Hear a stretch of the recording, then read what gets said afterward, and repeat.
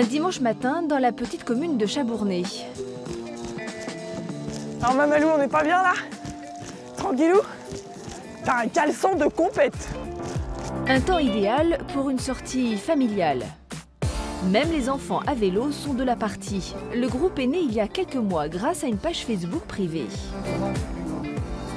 Pas d'objectif, on est tout niveau. L'idée est de partir tous ensemble à un même point de ralliement, de s'y retrouver de la même manière à la fin. Et au fur et à mesure de la course, évidemment, des petits groupes vont se créer puisque chacun son niveau, mais on regarde et on veille les uns sur les autres. Comme à Chabournay, en France, 10 millions de personnes de plus de 15 ans pratiquent le running, soit 20% de la population. Neuville-de-Poitou, un mardi soir, ils sont pas loin de 50 à s'être donné rendez-vous. Ce sont les runners et les runneuses du Klein Athlétique Pictave, le CA Pictave. Ceux-là, ils ont la réputation d'être des fondus, des accros, qui vont toujours plus loin, toujours plus vite, mais dans la bonne humeur. Allez, c'est parti, 12 à l'heure. Qu'est-ce qui les fait courir? Qu'est-ce qui les pousse à se dépasser sans cesse? Aucun ne nous a donné la même réponse. Pour la petite anecdote, en fait, on courait avec des copines juste parce que nos maris couraient et qu'on avait envie qu'ils gardent aussi les enfants, quoi. Est-ce que vous vous considérez comme accro un peu? Si on en croit ma femme, oui. Moi, non, pas encore à ce point-là. Je ne me suis pas donné à courir comme le font certains ici, 5 à 6 fois par semaine.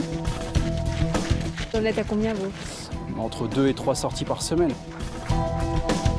C'est toujours d'aller au-dessus de ses moyens et c'est vrai que plus on court, plus on a envie de courir. Deux objectifs à l'année, un marathon, un trail un petit peu plus long. Donc, histoire de mettre à profit les tours de piste.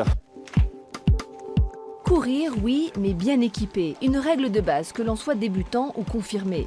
Ce magasin de sport est spécialisé dans les articles de running et de trail. Donc là, on voit qu'elle attaque pas du tout du talon, mais vraiment médio avant-pied, et qu'elle a une foulée très universelle parce que le tendon d'Achille est vraiment aligné avec le genou. Quand une personne court, nous, ce qu'on va chercher à savoir en magasin, c'est à savoir si à la propulsion, il y a plutôt le pied qui part à l'extérieur, au milieu ou à l'intérieur, ce qu'on appelle la supination, universelle et pronateur.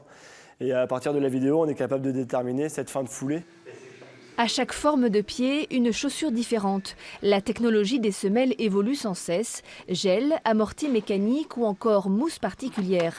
Pour des amateurs très confirmés comme Carole, la paire de baskets est un élément très important.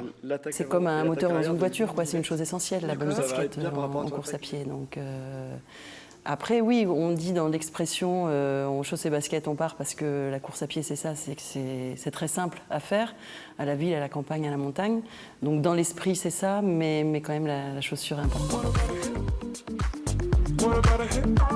Il y a donc 1001 manières de courir, en solo ou en groupe, en étant accro ou en dilettante, mais tous les runners le disent, l'important c'est de courir à son rythme.